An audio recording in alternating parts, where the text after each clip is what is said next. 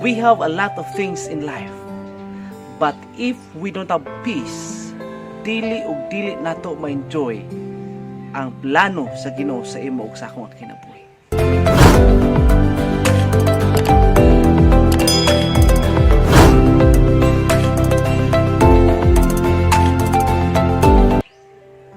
Everyone of us gusto gayud nga makabaton niini gayud nga kalinaw.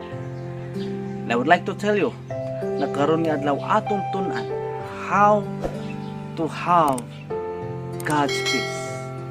How to experience God's peace, mga higala makaigsunan. And today's topic is perfect peace.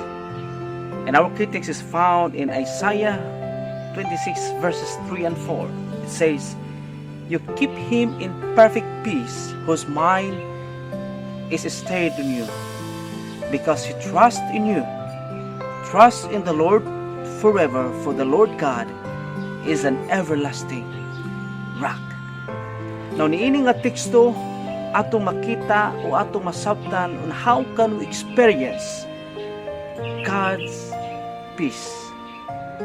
How to have God's perfect peace, mga higala makaigsunan.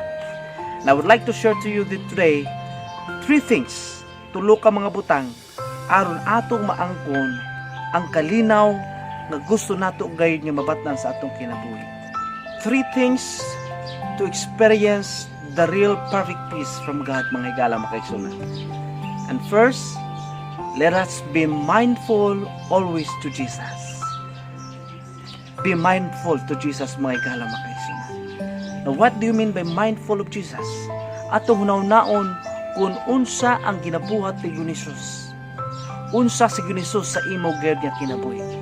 And according to our key text, ingon din, you keep him in perfect peace. And we need to imitate Christ. We need to follow Christ. We need to have a mind also with Jesus, mga higala makaigsunan. Kining kalibutan nga imo karon nga gitubang, kinahanglan nato ang ato gayud nga pangununa sama sa pangununa ni Jesus. Ang imong kagulingon, imo ka nang giantos. Ang imo gayud nga mga plano sa imong kinabuhi dili nimo masabtan. But if we have peace in Jesus, but if we have mindful with Jesus, sa iya gayud nga buluhaton, sa iyang ministeryo, ang ultimate goal nga na siyang nahuna og sa kasing-kasing, sa iya gayud nga pagkinabuhi nining kalibutan. So please remember, the first point, the first thing that we need to do in order for us to experience God's peace, be mindful to Jesus. Think Jesus first. Think Him first, mga higala makaigsunan. Second, how to experience God's perfect peace, be our trust always in Jesus. Yes, kanunay ang atong pagsalig, kanunay ang atong pagkinabuhi. We need to cling and we need to keep it on Jesus, mga higala makaigsunan. Yes, we don't know our future, what ang masayod sa ato gayud nga ugma.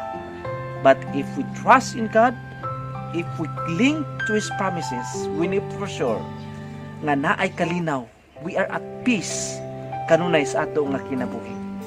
And according to Desire of Ages, page 331, those who take Christ at His word and surrender their souls to His keeping, their lives to His ordering, will find peace and quietude.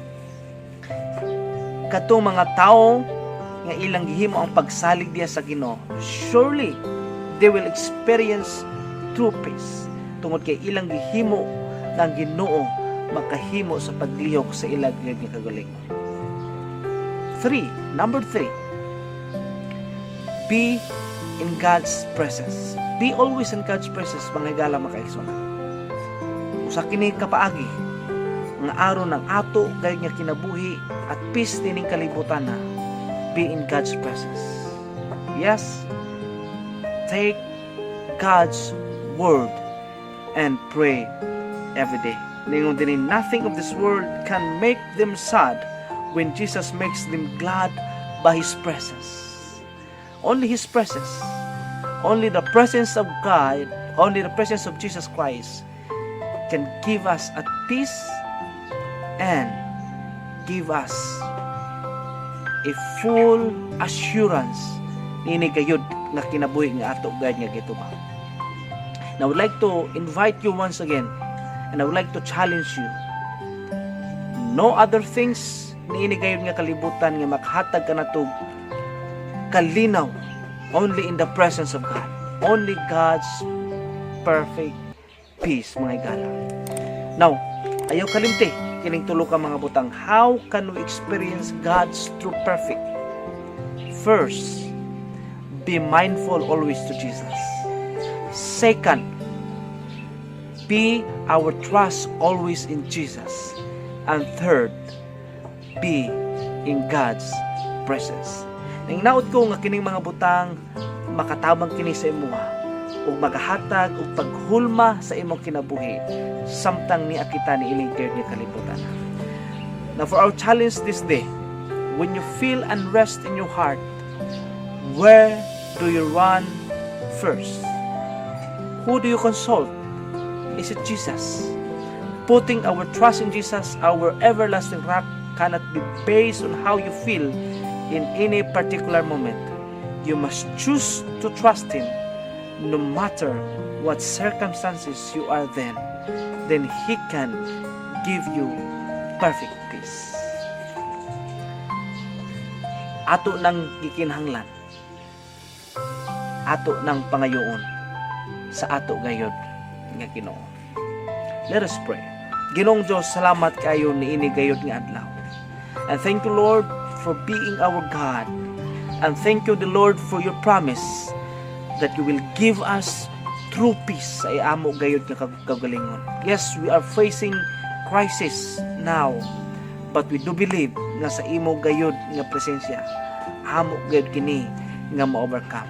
We continually pray for our frontliners, for our brethren who are experiencing this COVID-19. Please be with them this moment, Lord. Thank you for answering our prayer. In Jesus' name, Amen.